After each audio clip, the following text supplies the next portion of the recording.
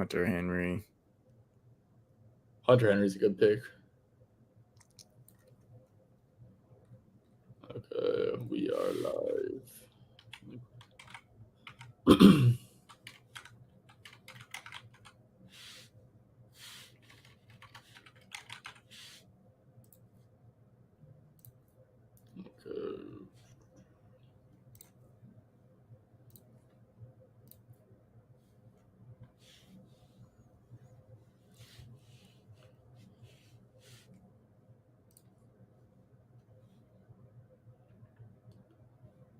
Okay, we got 15 in here. Okay, I'm about to tweet it out.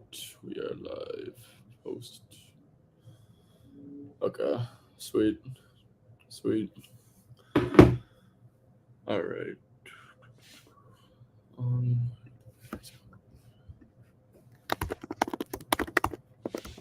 Dude, this game's gonna be fucking boring, I bet.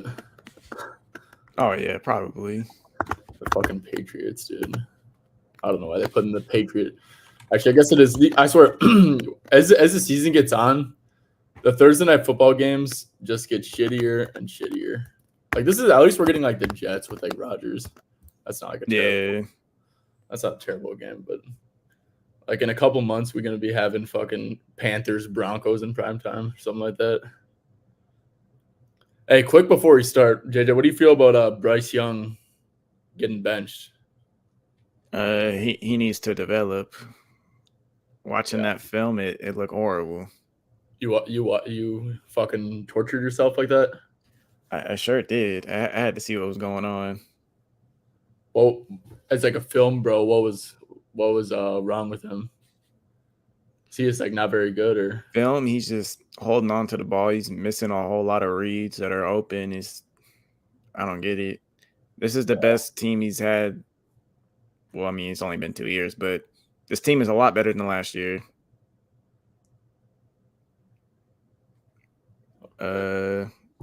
Prop Geek Zeke funny as hell. What do you say? He said, "Thought I clicked on a sports betting chat. This looks like GQ Sexiest Men of the Year." Hey, my man.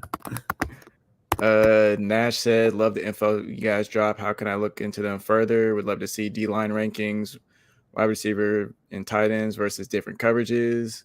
A good site for that, you can either use like FTN or Fantasy Points, PFF.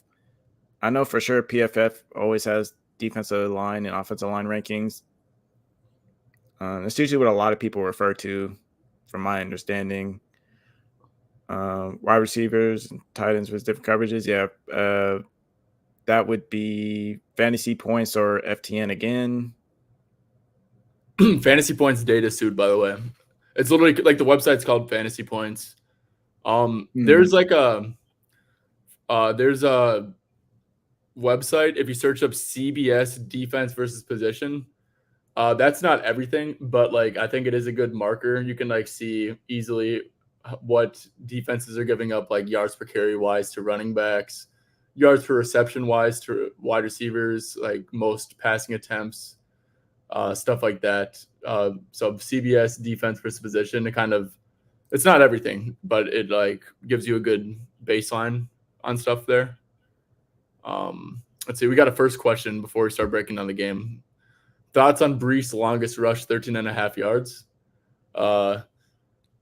I think that's the way to play Brees if you want to back him on the ground. Personally, it seems like Brees is just like a low hit, like a low success rate, high like explosive play back, and it feels like he gets a 14. Like I don't have the data in front of me, but it feels like he gets like a 14 plus yard rush like most games, and he's penciled in for 15 plus rush attempts most weeks, I'd say, even though Braylon Allen did get a little more involved.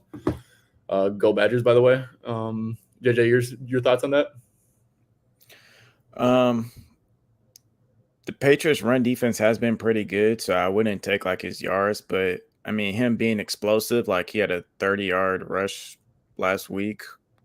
Let me see, game 1, he had 16, so I'd probably go with that if you want to take something rushing, but yeah. I don't really Yeah, like Brees. I don't really like the Jets run game stuff this week personally. yeah. Okay. Trying to any other Um. questions? Okay, we got a couple more questions, but okay, Jay, did you just want to start breaking down the game? Got Yeah. okay. So Calvin will answer that in like a few minutes because I am gonna talk about that already.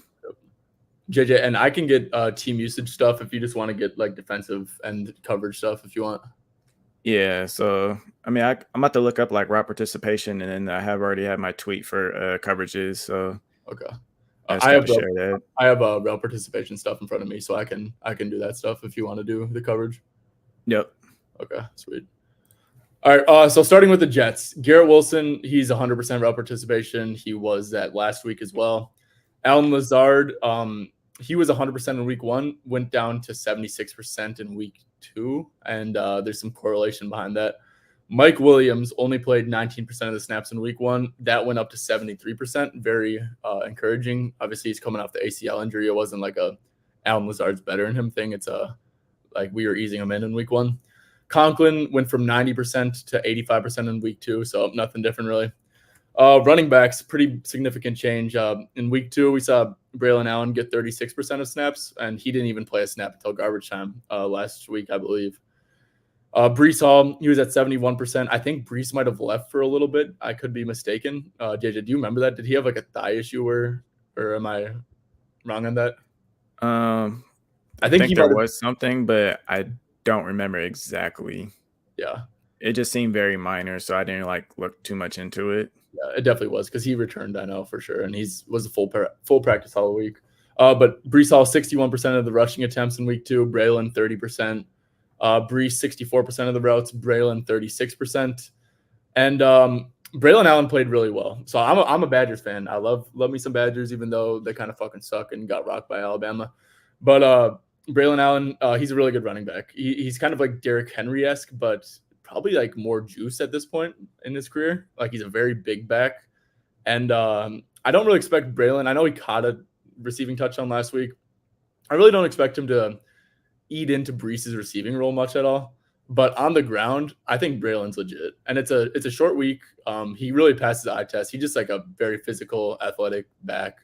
Going forward, to be honest, I know in week one it was like the complete Brees show.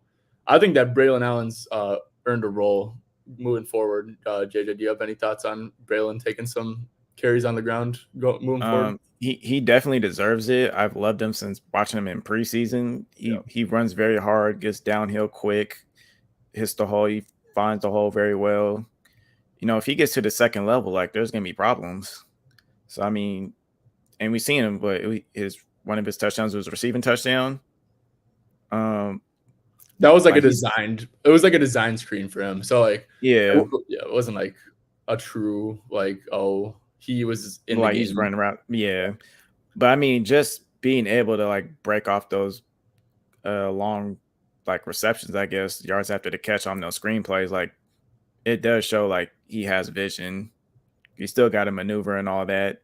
There's a lot of running backs that still can't catch out of the backfield even on screen passes. So Yeah, I mean, him doing it as a rookie, scoring second game ever, like behind Brees Hall of all people, like that's impressive to me. So he's definitely earned a role there. yeah, yeah. Then that's like another thing with to be careful with the Brees stuff is it's a short week too. I'm sure they'd want to give Brees like a little break. If the game gets out of hand, which is definitely a possibility given the spread, that could be another way that Brees or Braylon gets a little more work on the ground. So yeah, just thought I'd mention that. But Moving Brees on is to still getting 20 touches, which is great for him. yeah, So yeah, for sure. fantasy wise, don't even worry about Brees. He's still gonna be cooking. Yeah, yeah. This is just from if you want to bet on Brees over on the ground, just from that standpoint. Moving on to the Patriots, KJ Osborne was 63% route participation, 48% in week one. Demario Douglas, he was a 72% route participation. He was around that in week one as well. Jalen Polk saw a slight boost, 69% in week two, 62% in week one. Tyquan Thornton saw a decrease. I think some of that was more Polk, more Osborne on the outside. He was at 72% in week one, 59% in week two.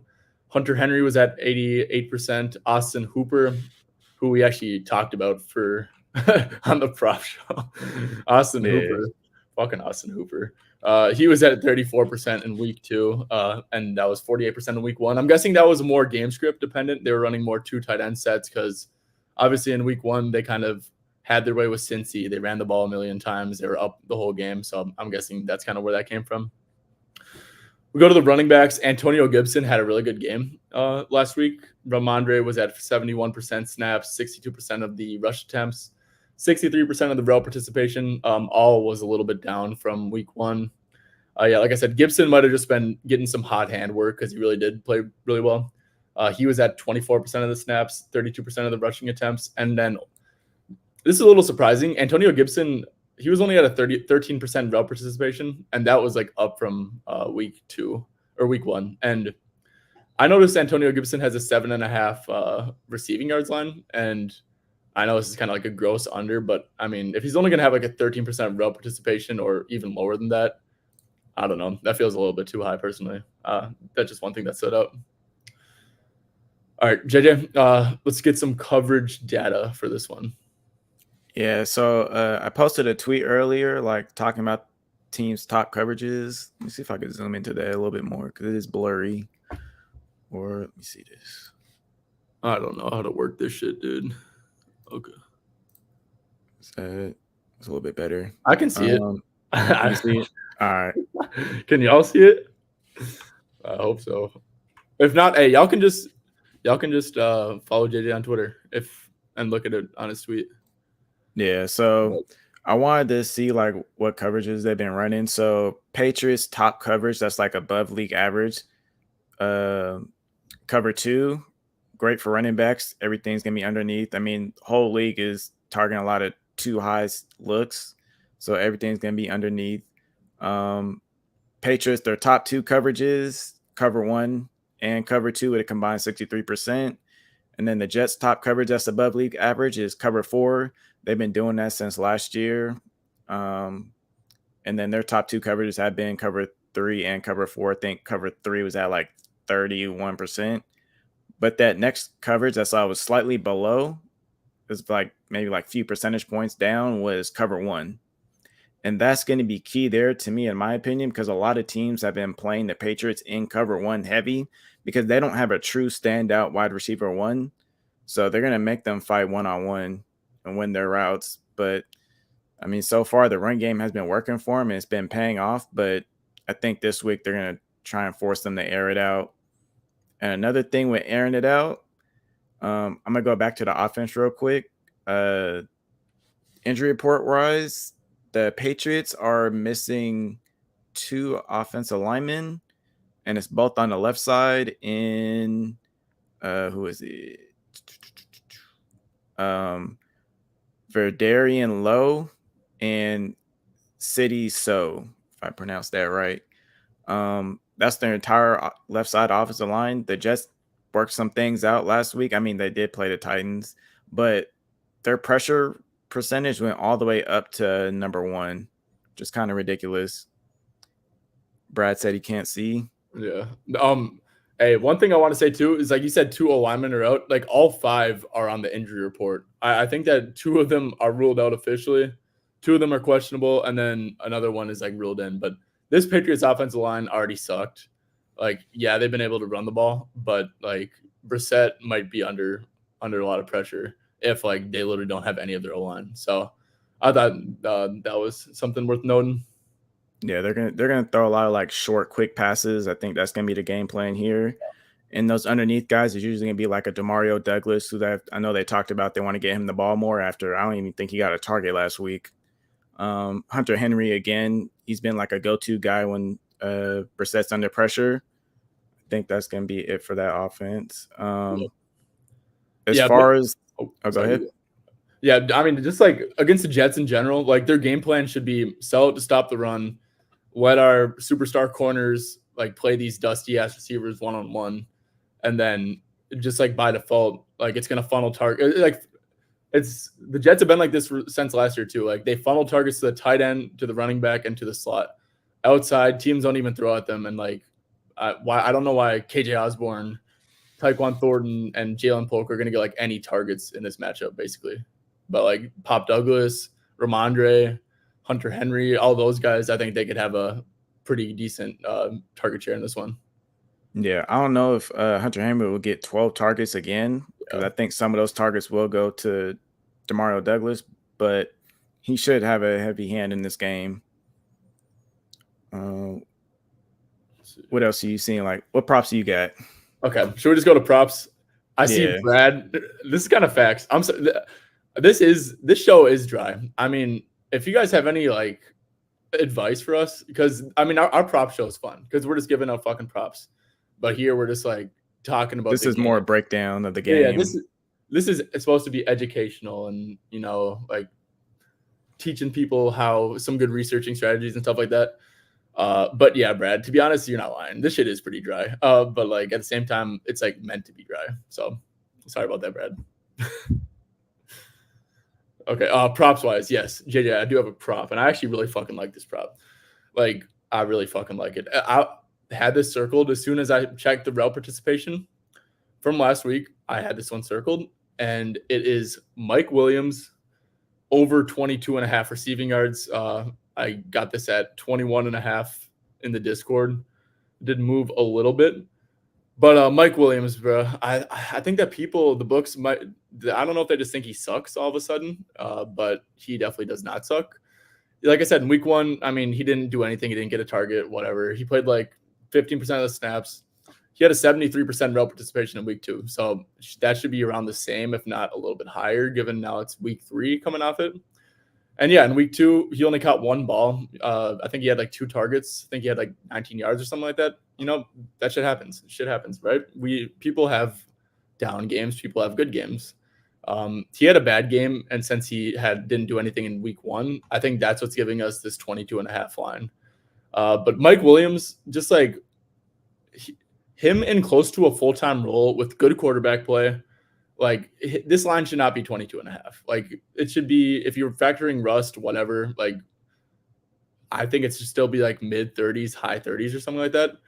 Matchup wise, Patriots, they've been a pass funnel defense. We kind of talked about this a little bit.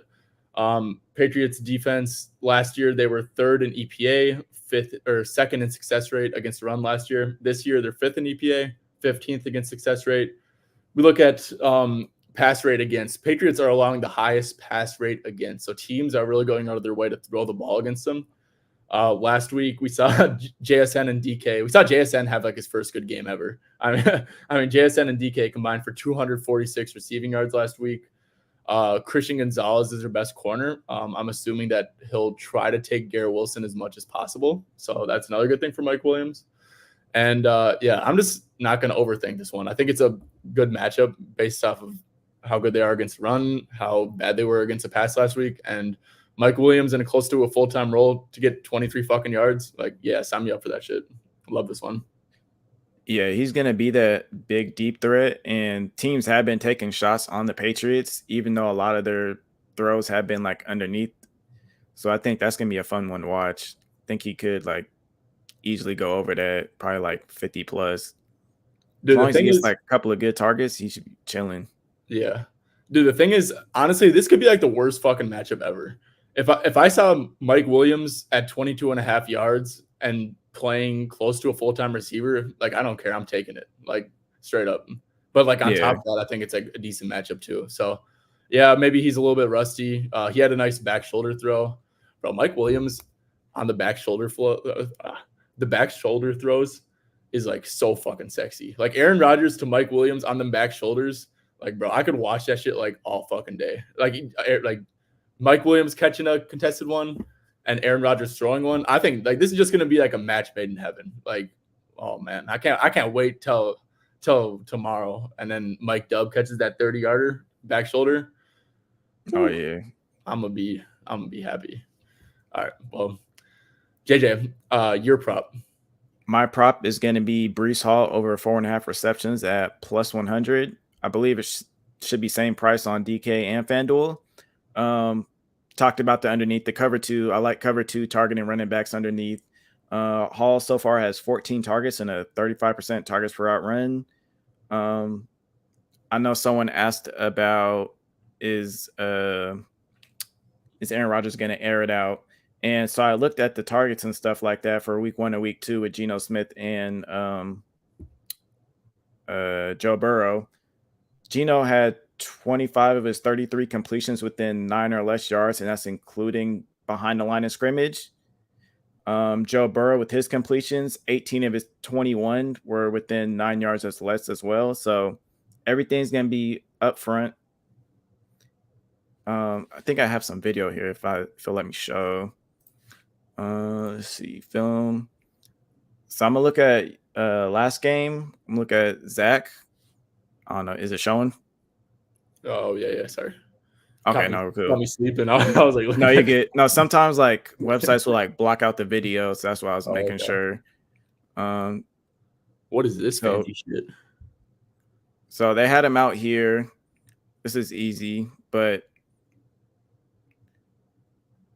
Oh, the flats are wait, no, just he's wide the other open. flat. Yeah, hold on, me take that off. Um, I want to skip that.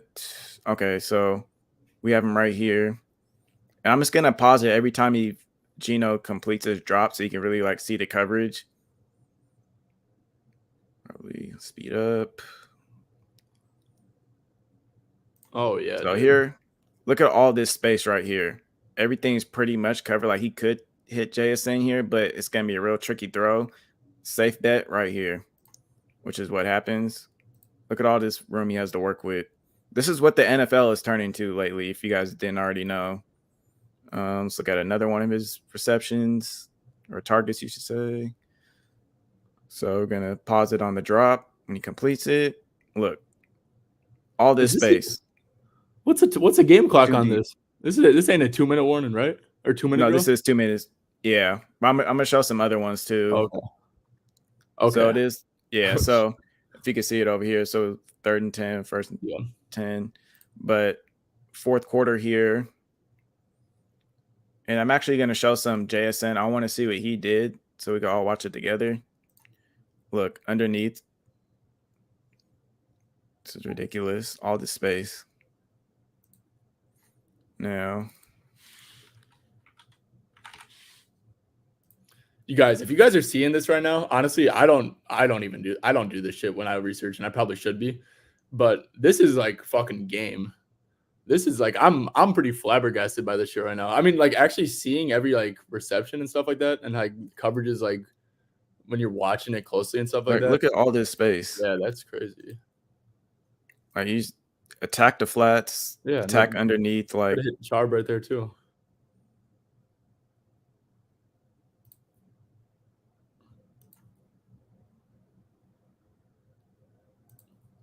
I mean, that's just an easy out. Could Yeah, pick either one. and So then on top of that, Brees Hall is getting 2 or 3 designed throws out of the backfield every week too. complete drop. Where is he? I think he's right here. Yep. No. Yep. But and I'm gonna go to Zach Moss. Look at running backs for game 1. JJ, But what site are you using to see this Nash this is NFL Pro. NFL But Pro? right here. Nash NFL Pro. So he's just finding holes in the zone. He has to come to the running back, so that's gonna be open. That's a good read here. But if you see, a lot of his catches have been short, pass short left, incomplete deep middle, deep right. So we'll see these deep throws because they will take. You can take some shots on the Let me see Patriots them. defense. Let me see them DK Metcalf deep bombs. I need Yep. to get some confidence from my Mike Williams prop. Oh yeah. So here, I think he's right here. Yep. Out route. That's a hell of a catch and throw. Yeah, that is. I don't know if All Mike right, Williams doing DK. that.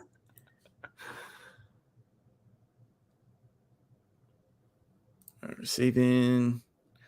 So this was the touchdown play. I mean, that Cool. was just busted coverage. I mean, that was easy. Incomplete deep middle. Let's see. Where's he? He's right here, I'm guessing.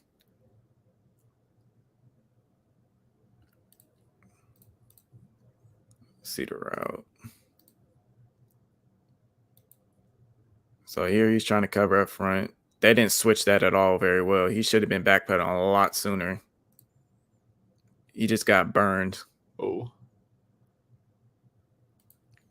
Let's see. Short, middle, short. You want deep. Where's it at?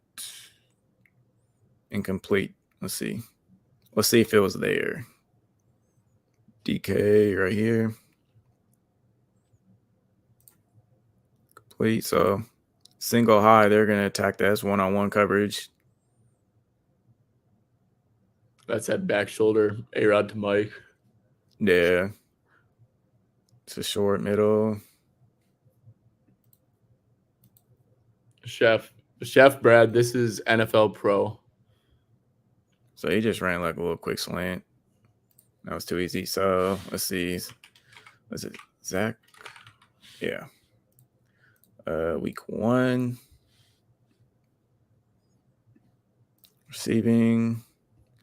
So 1st and 10. It was incomplete, but let's see. Complete drop. All this room. Look at this. He has room to work with. And he fucking drops it.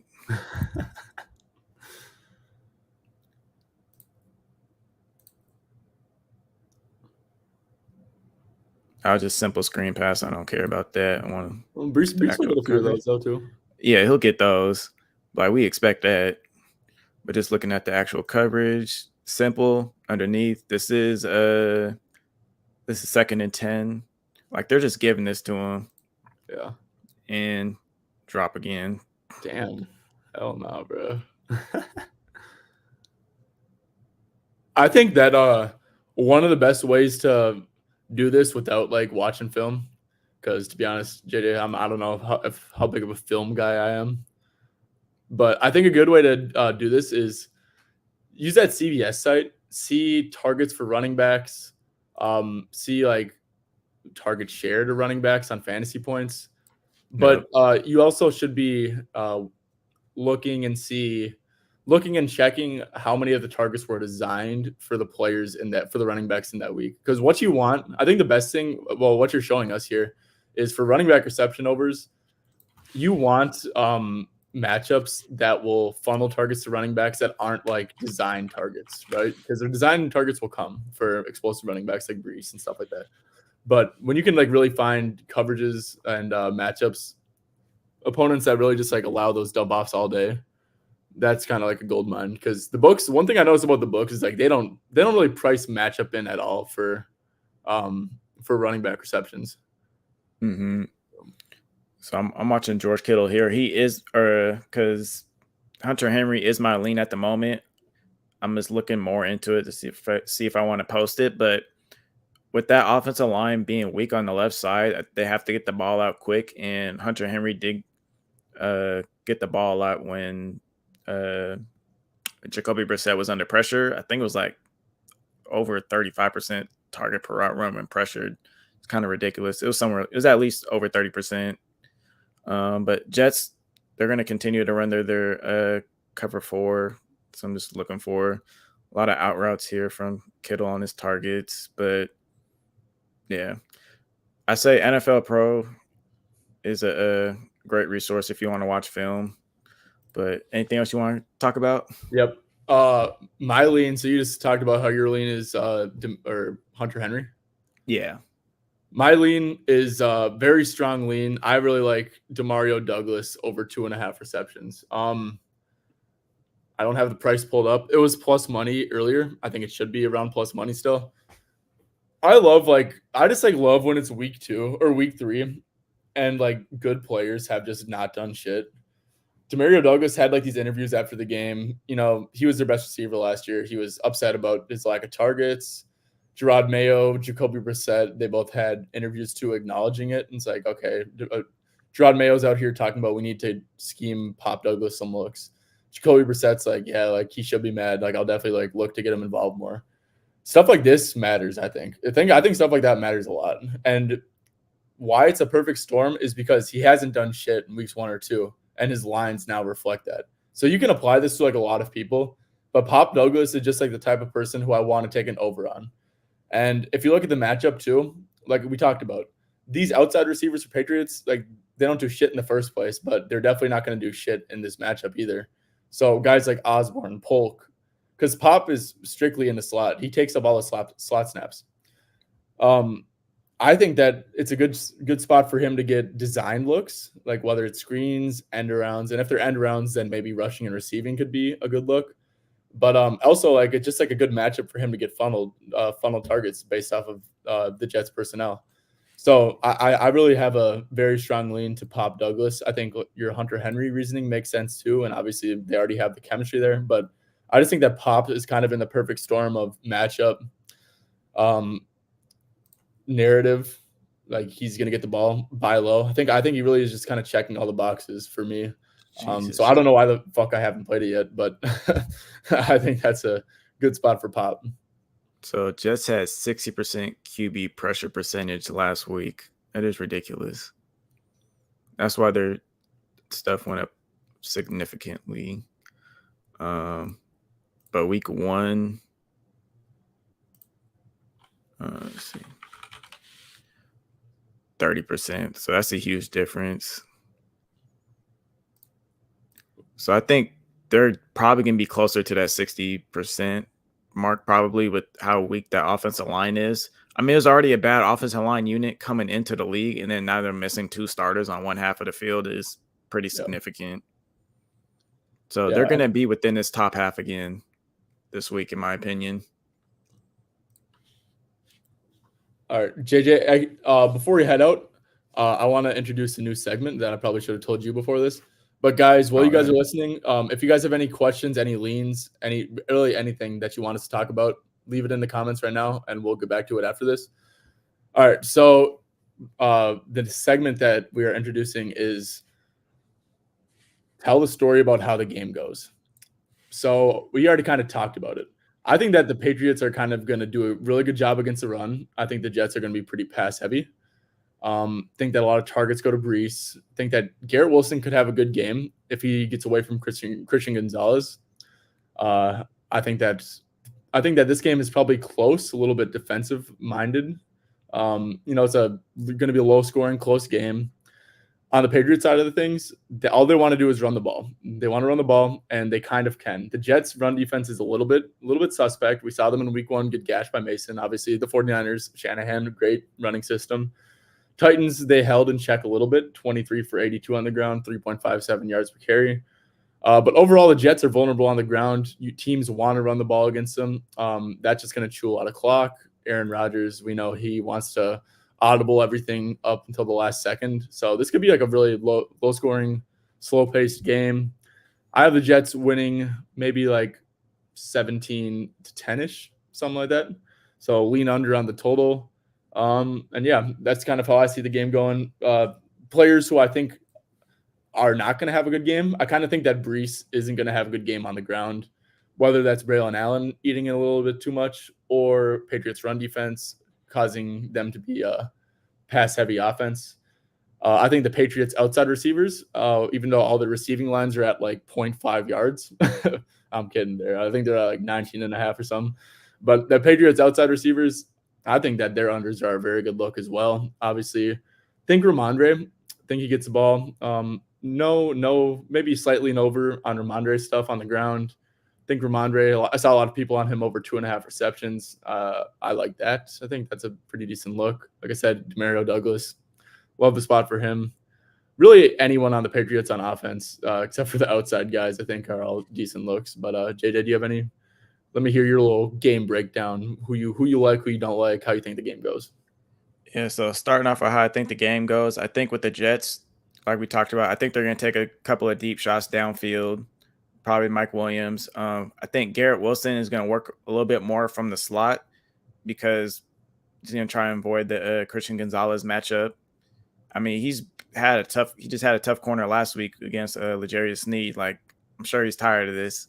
Let's Yeah, get him going in the slot. I just looked it up. He was 4.1 yards per route run in the slot this season and 0.86 yards per route run from out wide. get him in the slot. You need to get that offense going. That defense is good. Um, I think there's gonna be a lot of checkdowns to Brees Hall. I'm not confident in Aaron Rodgers right now. He looks real hesitant on film throwing downfield, even with open receivers. But I think they're gonna force him to have to take a couple downfield. It is what it is. They're gonna have to set that uh what's it called? Not set the pace, but Set uh, the set set the the tone. tone. Set the tone. Yeah, I yeah, set I the said tone. set the table. Yeah, it's almost time to eat though. I Yeah. don't blame you. Um, Looking at the Patriots, weak offensive line. I think they're gonna pitchers are gonna struggle running the ball. There's gonna They're be a gonna lot try of to run it. checkdowns underneath. Quick throws, probably middle of the field. Quick throws. I mean, it's probably gonna be like Ramadre, and then outside gonna be Demario Douglas and Hunter Henry. I don't think these outside receivers are gonna do a whole lot. I know a lot of people are thinking about Jalen Pope, but I mean, he's better as a deep threat. I don't know if they can get him the ball to let his routes develop downfield unless you just straight up go routes. But I mean, the secondary of the Jets is pretty tough. So I mean, the main target would have to be in the slot if you want to find some sort of weakness as far as their pass defense. Pressure is going to be a real problem for this Patriots. I just I don't know how long they're going to be able to hold up. So Yeah. I think it is going to be a low scoring game, defensive. With the Jets being at home, I have them favored to win. I'd probably say somewhere around that 17-10 score, like you was talking about. I think that's a fair argument there. Maybe Yeah. even a 17-20, possibly.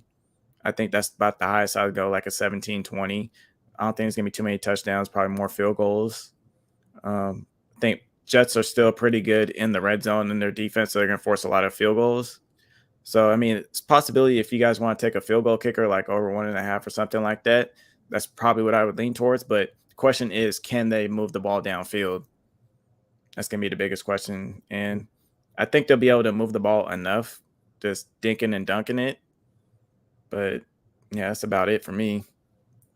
Yeah. Yeah, guys, I know like we're all excited to bet. We're all, it's Thursday. We're going through withdrawals. It's been like 3 days since we got to bet on football. We're itching a little bit, but I don't know if this is the spot to make a 10-legger alt touchdown parlay. I don't expect much. I think that some unders could be good looks. Like I said, guys, don't be afraid to play unders. I've actually kind of been nutting up a little bit recently and playing some unders, and I've been winning them at a pretty decent rate. So I know me and JJ are playing overs and shit, but really we're just doing this to engage you guys, and that's why we're no, I'm kidding. No, I'm No, playing. I think I seen KJ Osborne at the same line as last week when I played him, 18.5. I Yeah, still think that's gonna be a good under there. I have to look into it a little bit more, but yeah, those outside receivers, it's gonna be a tough matchup facing those corners. Like I just don't see it happening. I don't see it either. Another thing to be careful with the Patriots is like Jacoby Brissett behind like a terrible O line that's already banged up. Like him throwing for like 100 yards is totally on the table. Like I don't know, just because like so don't be mad if like you bet a Patriots over and Jacoby Brissett ends the game with like 95 passing yards. Because I think that's definitely like in the table. So yeah, Jay, did you have anything else before we head out? I think that we touched on most of it. Yeah, I think that's pretty much We it. got one last question from Chef. Said, how y'all feel about Stevenson? We kind of touched on it, but O line's definitely concerning with the injuries. We know that the Jets the Jets are much more vulnerable to the run. We know that the Patriots have actually been really good at running the ball so far. I think that the game will stay close enough to where they don't have to abandon the run. So, with all this being said, I think there's a lot of risk involved in Stevenson rushing overs, but at the same time, just based off of how they played this year, and you look at the lines, like I believe Ramondre is at 16 and a half attempts and 60 rushing yards. Yeah, Ramondre 64 and a half and then 16 and a half attempts. I guess I'd slightly lean over to them, but I don't know. I think there's a ton of risk involved given the O-line play and stuff. So that's how I feel about it. Yeah, I'm probably gonna expect them running like a lot of like shotgun type formations, just trying to get the ball out quick. I need to see how he does in shotgun formation running the ball. Um, but yeah, this just the biggest thing is that offensive line. This run defense, you can run on it, but I I'm not a believer in the offensive line right now. That's the biggest problem right now for me. Yep, me too. All right. Well, thank you guys for tuning in. We know that this shit was more informative and not like super high flying. You know what I'm saying? But if you do want some fun shit where we'll have like 6 or maybe even 9 total props. Make sure you guys tune back in on Friday at 4 p.m. Eastern time. So yeah, we'll be back then. And best of luck on your guys' bets for Thursday Night Football.